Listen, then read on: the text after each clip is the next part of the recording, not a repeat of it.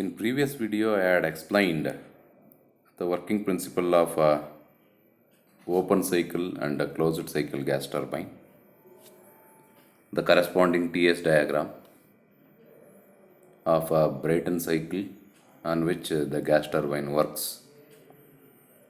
In today's class I will explain the different methods of improving the efficiency of a Brayton cycle and the formulas which are needed to solve the problems on a Brayton cycle. First, let me revise once the things which are covered in the previous video. As I explained, a gas turbine works on a Brayton cycle in which heat stored in a gas will be expanded in a turbine and converted to work. Initially, gas from the cooler, which is at low temperature and low pressure, is compressed in a compressor. Then it is passed to the heat exchanger where the heat is supplied. It will become high pressure, high temperature gas. That high pressure, high temperature gas is expanded in a turbine isentropically. Then the expanded gas is passed through the cooler where the heat is removed or rejected by the gas. Then the cycle repeats. The corresponding TS diagram is shown in figure. 1 to 2 is isentropic compression in a compressor. After that, the gas is passed to the heat exchanger where heat is added at constant pressure. It is represented by a process 2 to 3 and TS diagram it is represented by a curve.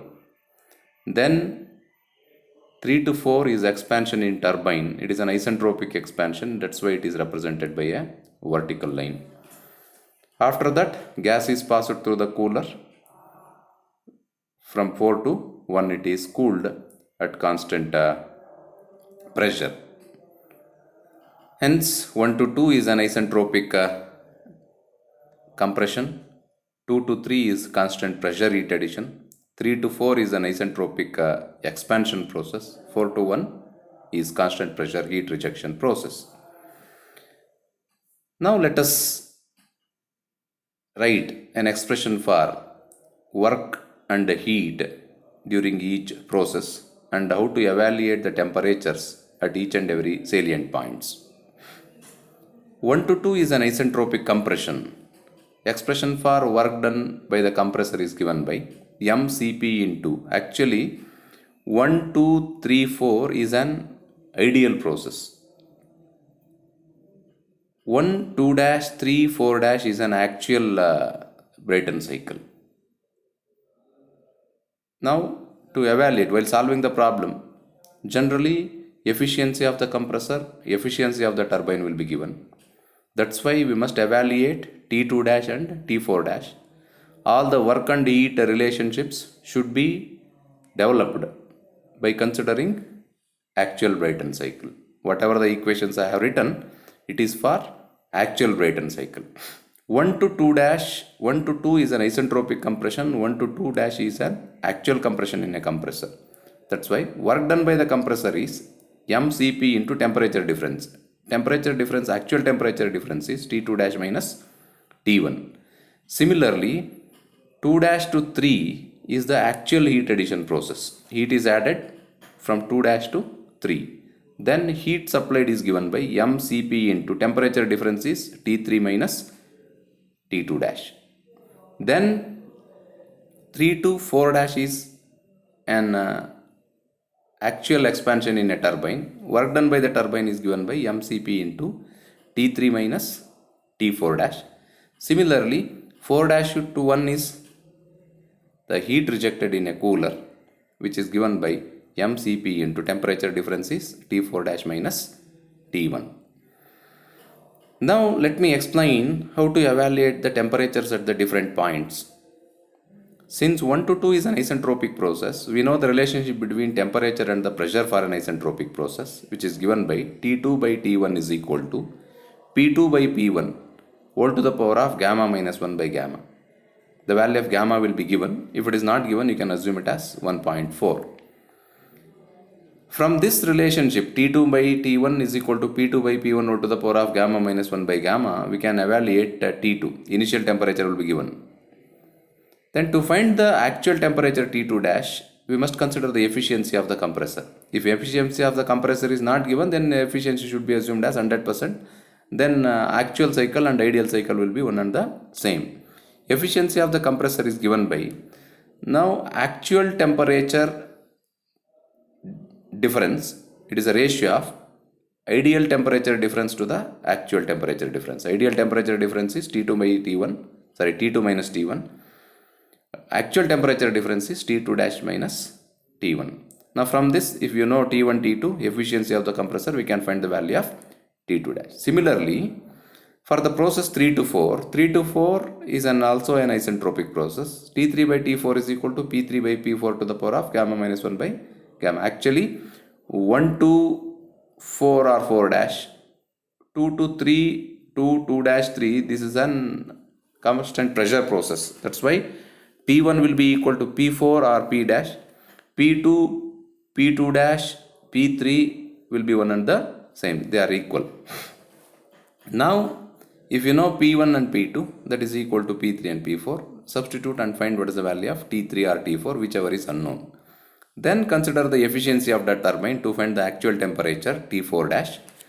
Efficiency of the turbine is given by, similar to the compressor here also, it is a ratio of actual temperature drop to ideal temperature drop. That is, actual temperature drop is T3 minus T4 dash, ideal temperature drop is T3 minus T4. From this we can find T4 dash.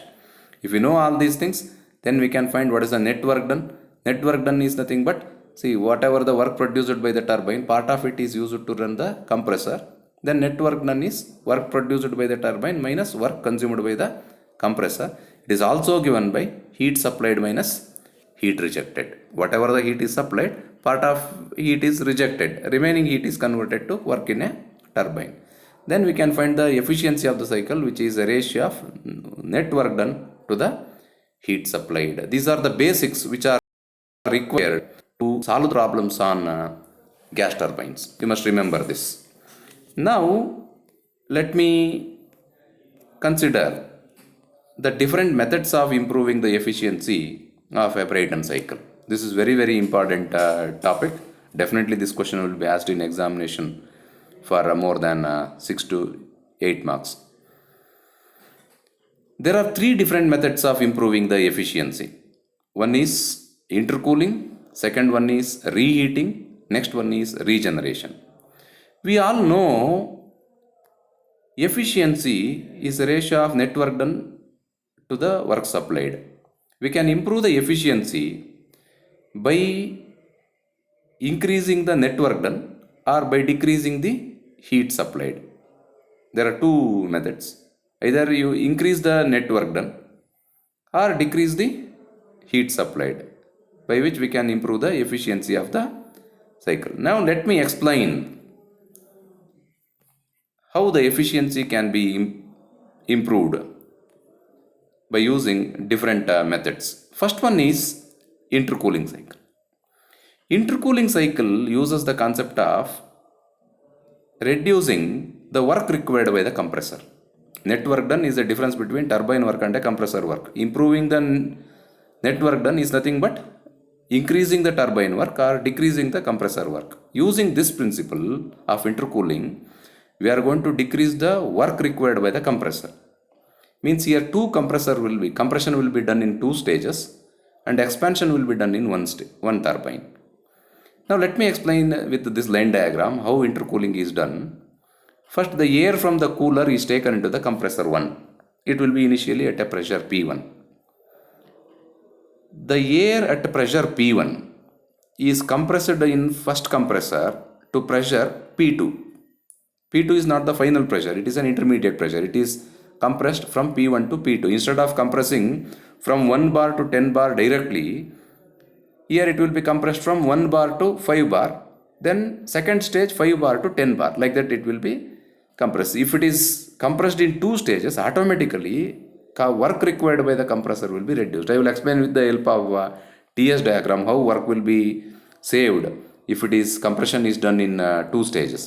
Here air from the cooler is taken to the first compressor, it is compressed from initial pressure to intermediate pressure, then it is passed through the intercooler where it is cooled.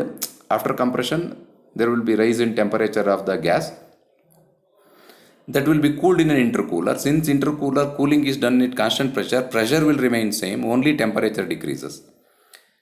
Then that gas at a pressure P2 and a low temperature, it is passed to the second stage of compression where it is compressed from P2 P3 one and the same.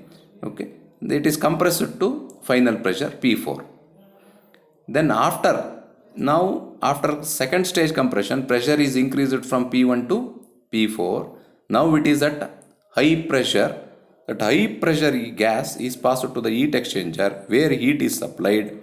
Okay, then it becomes high pressure high temperature gas. That high pressure high temperature gas is expanded in single turbine which produces work. Then it is passed through the cooler where it is cooled and it is supplied to again the first compressor. Okay, cycle repeats. Now let me explain the same with the help of a TS diagram. Initially it is compressed from 1 to 2 in first compressor. Then it is cooled during process 2 to 3. Then it is compressed from 3 to 4 in second compressor. Then heat is added during the process 4 to 5. 5 to 6 is an expansion in turbine. 6 to 1 is heat rejection in the cooler. You can observe here the area below 2 to 3, this part of the TS diagram, that is the amount of work saved since the compression is done in two stages. Since compression is done in two stages, whatever the work required to compress from initial pressure to final pressure, that work will be saved automatically, which improves the efficiency. Now let me explain the reheating cycle. Reheating cycle, compression will be done in single compressor, expansion will be done in two turbines. Here air gas from the cooler is passed to the compressor where it is compressed from initial pressure to final pressure in one single compressor itself. Directly it is compressed from P1 to P2. Then it is passed to the heat exchanger where heat is supplied partially. Okay, instead of supplying the heat in one step, heat is supplied in two stages and expansion will be done in two stages. Heat is supplied. After adding the heat, that high pressure high temperature gas is expanded in first stage turbine, first turbine. Then after expansion its temperature decreases, then again it is passed to the second heat exchanger where heat is added once again, then again the temperature increases, again the expansion will be done in two turbines. Here what we are trying to do is whatever the heat required to raise the temperature from T2 to T5, if it is heat is supplied in one stage, to increase the temperature from T2 to T5, the amount of heat required will be more.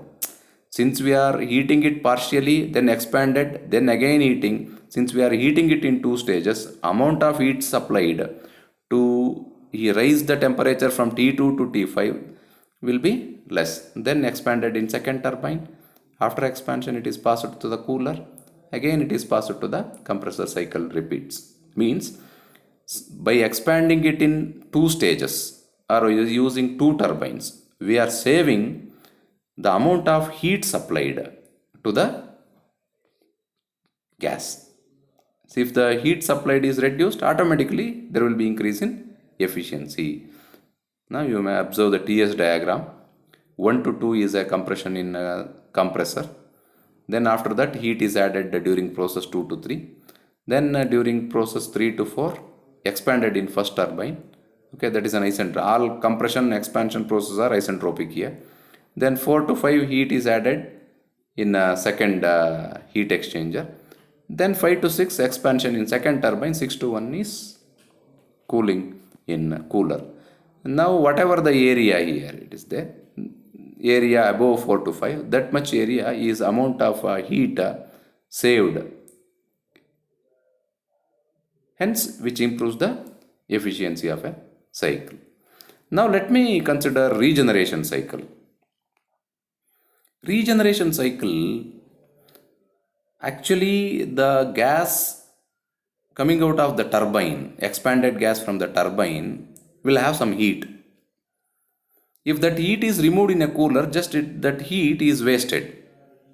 Instead of wasting that heat can be used to heat partially the gas which is passed before passing it to the heat exchanger. You may observe here, air from the cooler is taken into the compressor, which is compressed from P1 to P2. Before heating it in an heat exchanger, it is passed to the regenerator. See here, the low temperature gas is passed from one side, hot gas from the turbine is passed from the other side, where the heat exchange takes place between the cold air from the cold gas from the compressor, hot gas from the turbine. This is called as regenerator. We are going to extract, the function of the regenerator is to extract the heat from the hot gas from the turbine by the cold gas from the compressor. Again, now the temperature is increased from T2 to Tx.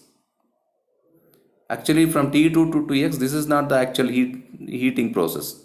It is just a heat recovery from the hot gas which is going to be wasted in a cooler.